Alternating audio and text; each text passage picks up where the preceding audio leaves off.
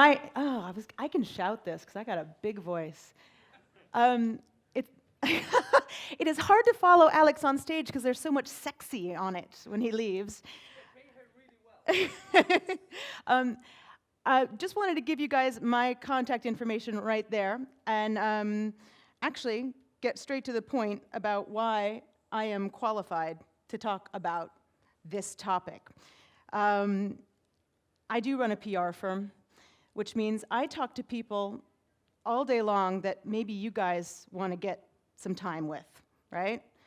Journalists, venture capitalists, angel investors, and angel investors that are the CEOs of these companies, right? So I spend a lot of time on planes with people like Jan Koum of WhatsApp, right? Or backstage hanging out with Sheryl Sandberg.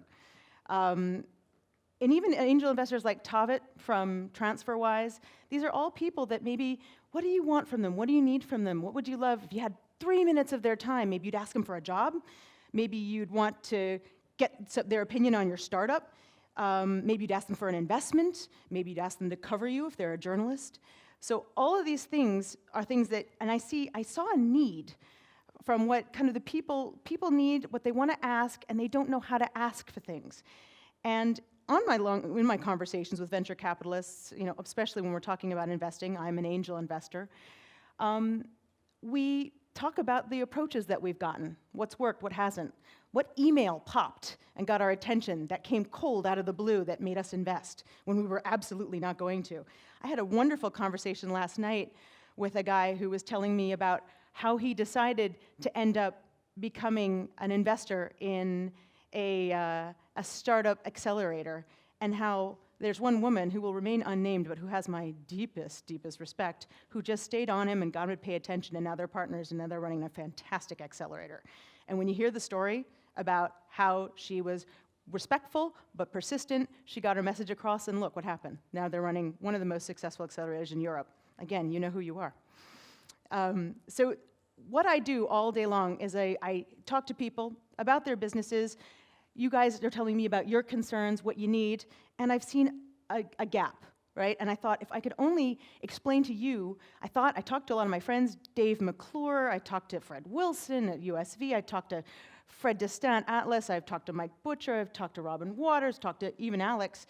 So I've been talking to all these people about what would get your attention. How can we make sure that when you guys need something, and even if you don't know us, you can get our attention? And that's what this is all about. So, again, culled from also my own experience. And let's remember that the people you want to connect with, they're super busy, right? But I think almost all of these people remember what it was like when they were on the back foot, when they needed help, when they had a startup idea that nobody believed in, and they just thought, if I can only get the attention of Kevin Hartz at Eventbrite, I know he's an angel investor, he could maybe make my startup be a success. All right, and I think we all remember this. I remember early days starting Ballou PR when I was pitching, trying to get business, and I just thought if I could only get these people their attention. So the other thing I see is that when we all meet at great conferences like this, or there's mentoring, a lot of folks, especially startup folks, get really excited and they feel like, oh my gosh, I made a connection with that mentor, and now I can call him up night and day, wherever he is, and ask him for whatever I want, including, what should I wear today, right? You see this abuse of the initial relationship, and then the relationship breaks, right? And that's one thing I want to correct here. We treat it sometimes as an all-you-can-eat buffet. You just think I can keep going back and ask these people for things. No, you really need to be very targeted about what you ask. So what I'm going to also help you do is make sure you ask appropriately and know kind of when to start and stop. So I think this is relatively evident, and therefore the biggest rule is that you need to respect the time of the people that you're asking something of, right? I sell time for a living. It does not scale. It's a really bad idea, actually. So whenever I'm doing something, whenever I get an incoming request, and I get them all the time, please read my business plan, which I would love to, but you know what? I got employees I need to pay attention to. I got clients. So if I pay attention to what you're asking me to do, that means that what I want to do, my private time, gets pushed back. That means I don't work out, I don't see my boyfriend. I don't call my dad. All these things, or maybe I don't sleep, right? And that's the one thing that if you keep that in mind, first and foremost, you're going to get a positive reaction from the people you want to get something from. So what I really am talking about actually is networking. You probably put this together by now, right? And let's talk about some myths about networking, right? It's about getting people to do stuff for you. No. It's a two-way street. It's about power. It's about getting as many business cards as I can and being powerful and influential. No, it's not about that. It's about helping. Any other myths out there? Please throw them out if you have some, but these are the main two that I've seen. And this is what 90% of the people do not understand. It has to be a two-way street. Eventually, if a neighbor keeps showing up and asking you for stuff, can you park my car, can you watch my kids, you're going to get frickin' tired of it, right? And it's just the rule. It's a human rule. Same with networking. Think of it that way.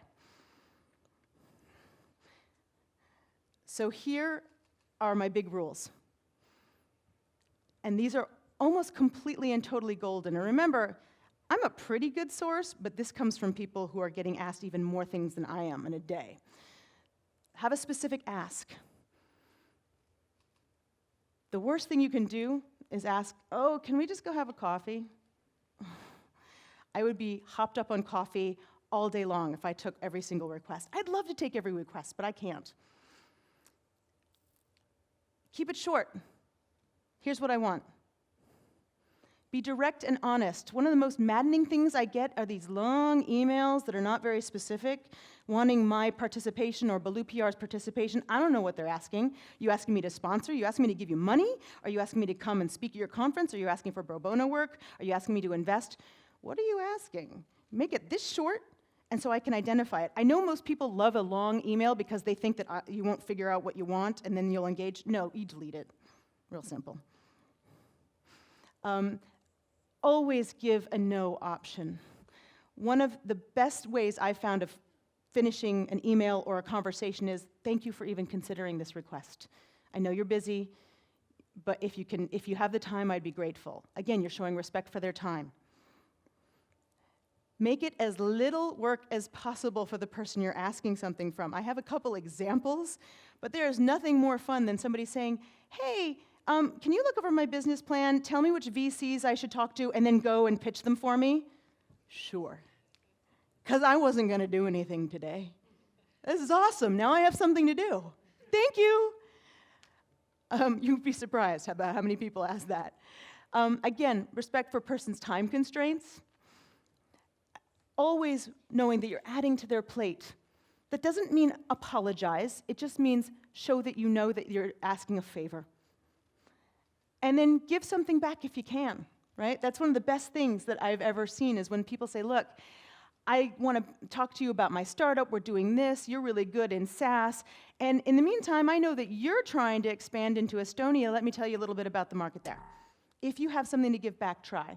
If you don't have something to give back, make sure you offer. Whenever I can be of help to you, let me help you.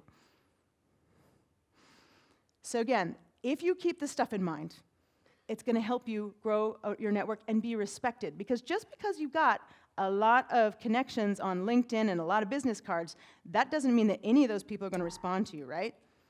So you want to be respected so that when you do have a request, it's answered.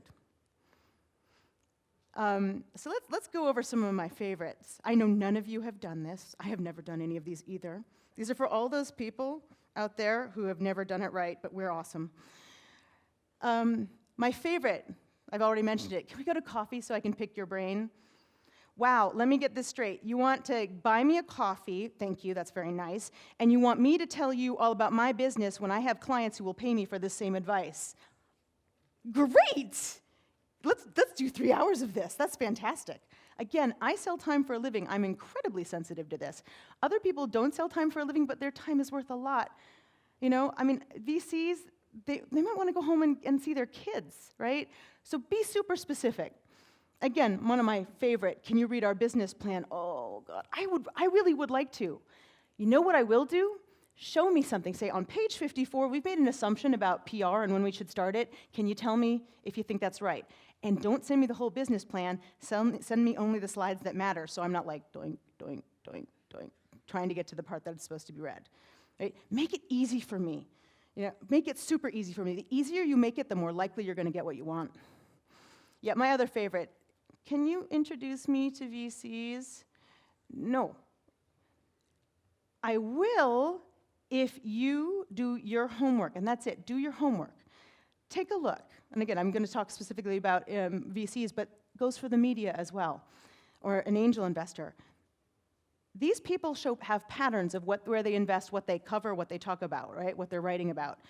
All you need to do is find those patterns and see if you fit into the pattern. And if you do, that makes a compelling email. You can say, hey, I see you have a habit of investing in e-commerce marketplaces. We have one, right? Do the homework.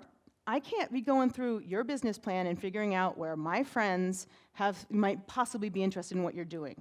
Again, even with the media, right? Another one, can you introduce me to, here's a story. Do you mind spreading it with your media contacts? Well, not only will my media friends be really annoyed if I do that, and that will reflect badly on you, but in my case, that's what the team gets paid for. So you're asking me, again, to do free work for you. Think carefully before you ask somebody to do something for free that they normally get paid for. And then there is the worst, the bad networker. I've had this happen so many times. Don't ever be this person. This person basically hijacks you. They've met you, and then they turn around to everybody they've met and say, oh, I know this person, and they'd really be excited to help you. Let me make an introduction. There's nothing worse than opening up in the morning, opening up your inbox and seeing somebody volunteering your time. It makes me lose control of my day. And I want to help, believe me, but I wasn't given a chance to opt in, and that is the most important thing. Before I make an introduction, I always get the agreement of the other party first. Right? We'll even send them and say, are you interested in this? Please don't volunteer anyone's time. Remember how I said building a network is not just about having a lot of connections on LinkedIn. It's not just about having a lot of cards. It's having respect so that people will respond to you when you forward something, when you ask something. Right? So one of the reasons that I have a really good hit rate with my angel investor friends and my VC friends is because I only forward on stuff that's really targeted. So some great resources. And let me be very clear. Follow me on Twitter for just a split second or just take a look at my stream. We will be putting these slides up in an hour or two, as soon as the team wakes up, on SlideShare so you can have this. So don't worry too much about writing stuff down. This is all good. All this content will be up there for you for free. We're open source. So Roy Bahat of Bloomberg Beta wrote a great post. Let's do a little practice on networking right now. Maybe you guys might want to tweet to Roy right now. Tell him that he's being talked about in Sofia. He'd like that. Consider it. Take a look at what he's written. But do consider it. This is networking. Sometimes there's nothing more pleasant than waking up. He'll wake up, he'll see a spike in traffic. He'll be like, what the hell is going on in Bulgaria that everyone's talking about me? Do it, right? Just say, Colette's talking about you, saying that you were really, really good at telling people how to write introductions. Going to check out your post. So this is a great one. It's worth a good read. Another one, Hunter Walk of Homebrew. This guy's a genius. Why not give him a little tweet out too? Be like, hey, you are big in Sofia. You're trending in Sofia right now, Hunter. We're all talking about you. He wrote another fantastic post about why VCs won't introduce you to other VCs unless you follow these steps. And in the next slide, I've tried to sum this up for you. Again, being as open source, the next one, actually. The bottom line is, if I'm excited about what you're doing, as long as you make it easy for me, I will probably do that favor for you, if I can, right? So here is a fantastic template. Again, this is available to you, right? This works. What you've done is you've given, you write to me, hey, Colette, I would like to get in touch with blah from blah, right? Da-da-da-da-da-da-da-da. You've done your homework. You've shown you've done your homework about the VC. It's targeted. And then all I need to do is hit forward, write my little blurb. This guy's awesome. You should check him out. Boom, done. If you make it that simple, if you make it 10 to 15 seconds for me, the chances that I will do it skyrocket. And these are simple rules. I know half of you probably knew most of this already. This is the Bible. Make it easy, respect people's time. So I just wanted to thank you for letting me tell you about this. I'm really hoping that as a result of this, dreams come true, connections are made, you get what you need from the people you need. I really hope so, because everybody's dream deserves to come true. Mine did. Thanks.